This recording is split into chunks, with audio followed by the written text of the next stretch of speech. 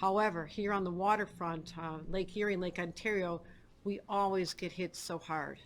And that is why we're going to continue building back resiliency, having to build projects that'll withstand Mother Nature to the extent possible, to give hope to these communities that have been so battered every time there's a major storm. So I want to thank everyone involved and let you know basically what we've assessed here. We already know that this caused widespread damage, down trees, down electrical wires throughout Western New York, loss of power, some flooding. This community, according to our supervisor, 77-mile-an-hour winds, which is quite extraordinary. The brunt of that scene is particularly along the waterfront here. Dunkirk and Genesee County experienced winds of upwards of 80 miles an hour. Other areas along Lake Ontario, 60 miles an hour. We've not seen significant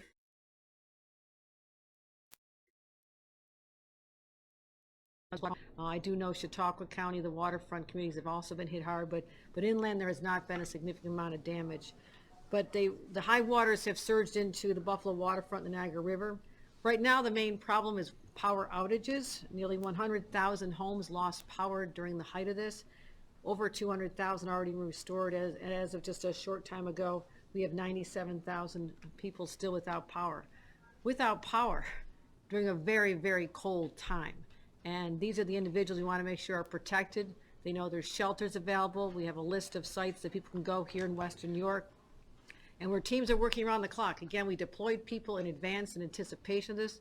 I declared a state of emergency for this region, actually before the winds really got strong yesterday afternoon. We have 8,300 workers available around the clock. What they'll be doing now is damage assessment, response, and restoration efforts all across the state. Combined crews from NYSEG, RG&E, utility companies, as well as out-of-state personnel that we've brought in. So if you've lost power and you need dry ice or bottled water, we have regions we can list for you and provide that. But also let people know we took some precautions. We were ready for this, and we've banned tractor trailers and box trucks on the Skyway yesterday, as well as empty trucks along the thruway. Utility companies brought in 1,300 people from out of state, as well as I can give you all the numbers of dump trucks and excavators and bucket crews. Other than, let me just say that we have a lot of people on the ground ready to respond. It's not the first time we've dealt with this. As a local town official, I can't tell you how many times I had to go out and survey damage like this, all the way on up to my time as lieutenant governor, where I was in charge of storm responses and operation centers here in Western New York. So we've been through this before. I want you to know our team is experienced, we're ready, and I also want to just commend this community. Those who took precautions and stayed home and made sure they were not in their cars. Anytime you go out in a vehicle during a high wind event, you are at risk of being hit by a falling tree or down power wires, and I'm afraid we did have one loss of life up near Plattsburgh, a gentleman whose car was hit by a tree, and he did not survive that event, and our hearts go out to him and his family. So I just wanted to show that we're on the ground here. This is personal to me. It's my hometown, and I want to thank everybody who's responded here. In particular, I want to thank Jim Shaw, who's been an extraordinary leader of this community. I thank him as he finishes out his term. I don't know if he expected something like this, but Mother Nature's one last parting gift to Jim Shaw, perhaps. And I also want to thank Department of Transportation Frank Cirillo, our Western New York coordinator. I don't know if Kevin Trask is here, but our emergency coordinator from the town of Hamburg as well. And lastly, let me thank the Hoke family for not giving up. I have been here so many times. I literally came here for many, many interviews with the media, seeing the waves come crashing over the top. I understand they hit the roof this time, is that right?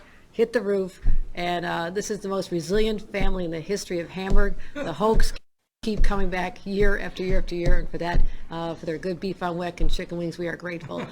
So lastly, we also wish the very best to our favorite hometown team. I stopped and visited many homeowners in Hoover Beach. They are strong.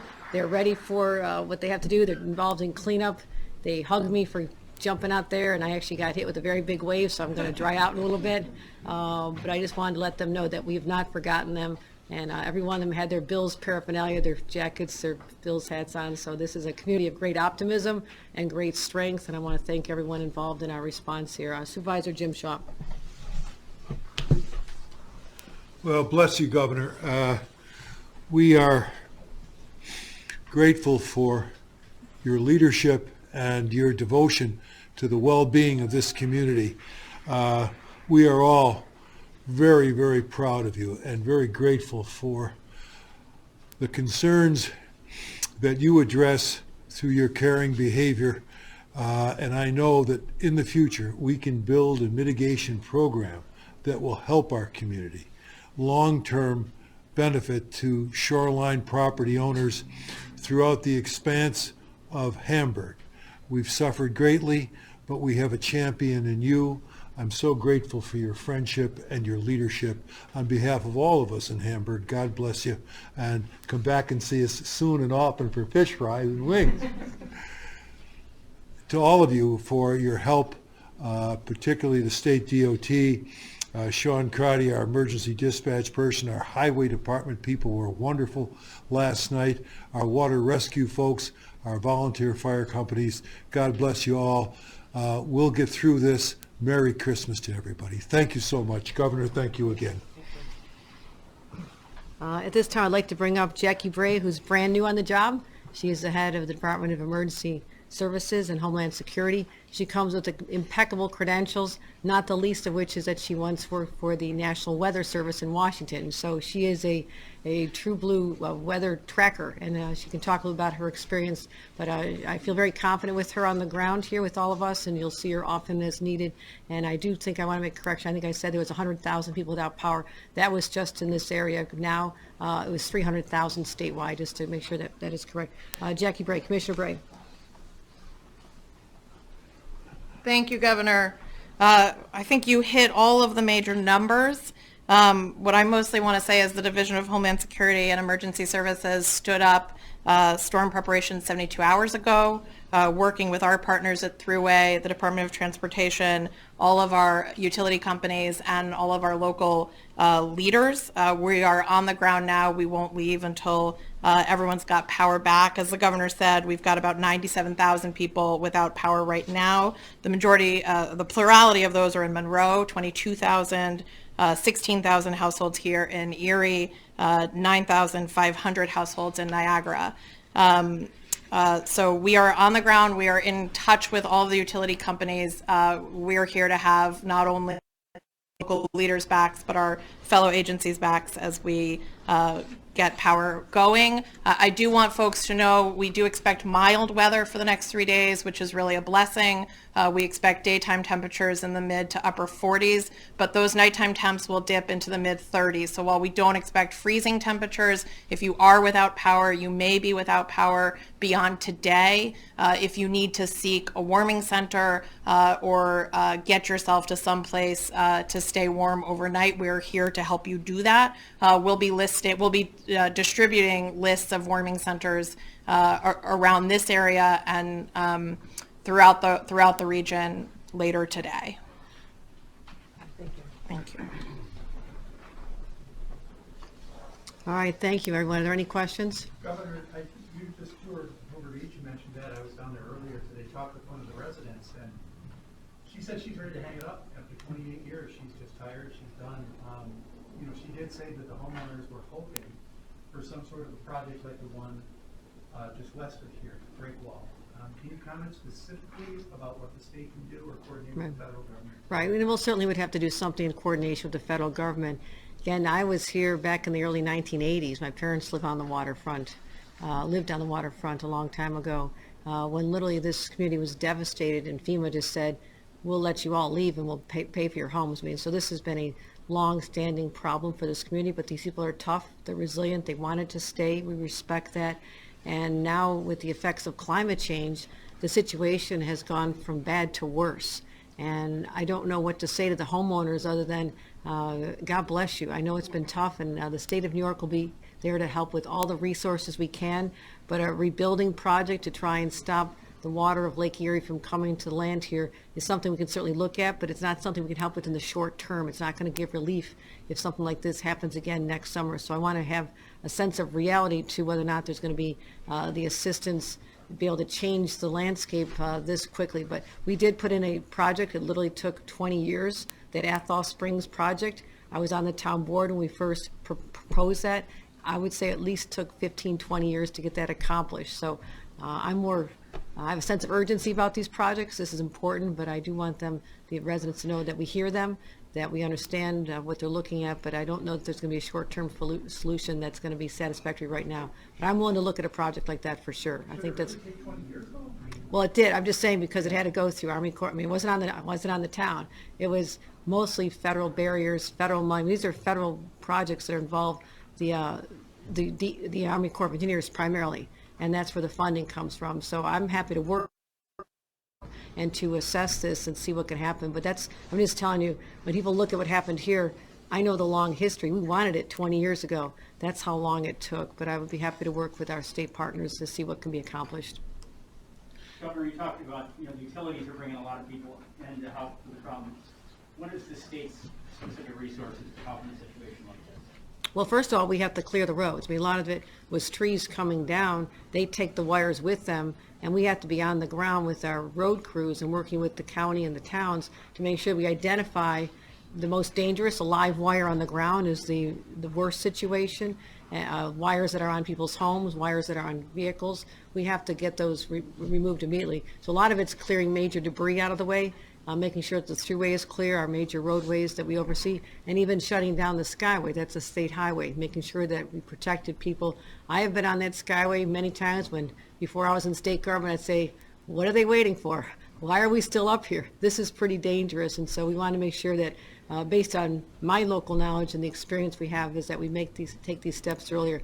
But also providing assistance to the Department of Homeland Security and Emergency Services. They're not going anywhere. They're going to make sure that to the extent that people need assistance, that they have that. If they need sheltering, they need additional food, they need water, that we will provide that as well.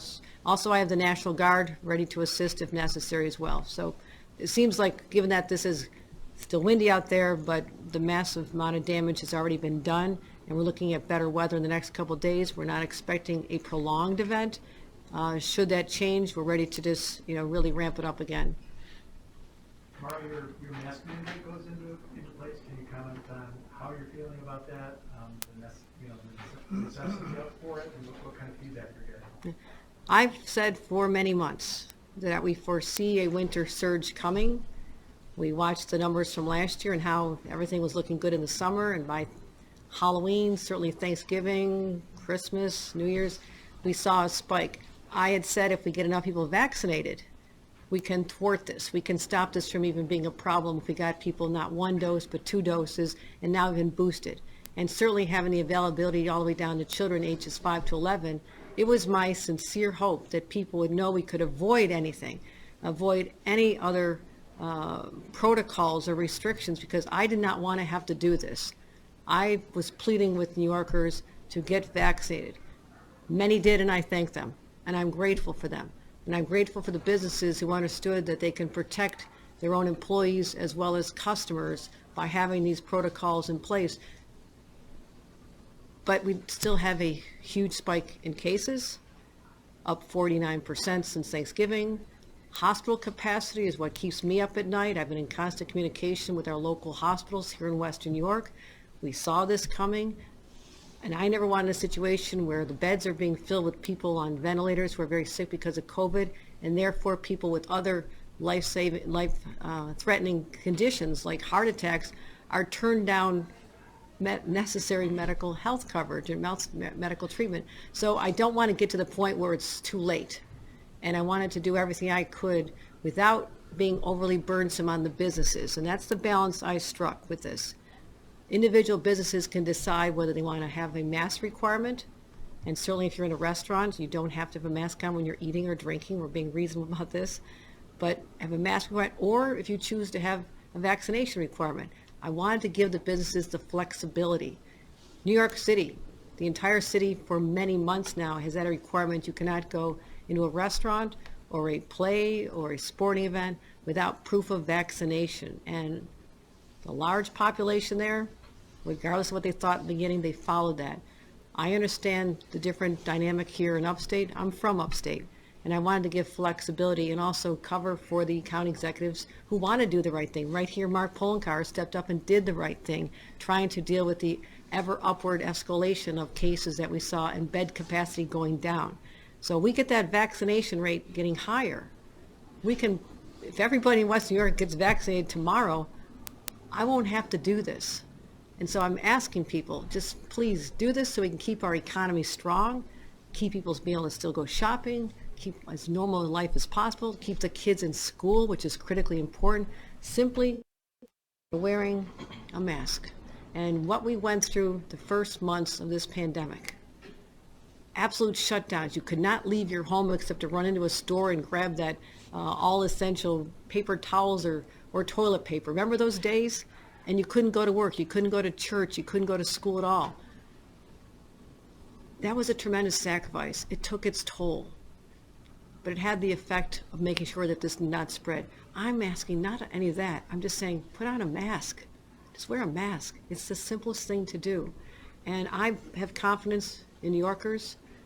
I have confidence they'll do the right thing, especially when it comes to holidays. So no member of their family, especially the more vulnerable, senior citizens, grandma, grandpa, mom, and dad, that none of them have to deal with the specter of COVID, because what we're dealing with now are people with long-haul COVID. It's something I've called on our Department of Health to study, but as the pace that was hardest hit, the earliest in the whole country, we have a lot of people who may have overcome the initial COVID infection, they healed, and now they're dealing with effects all these months later. I don't want that to happen to anyone else either. We're studying this, trying to figure out cures, but right now there are no cures for this either. So I know tomorrow is a big day.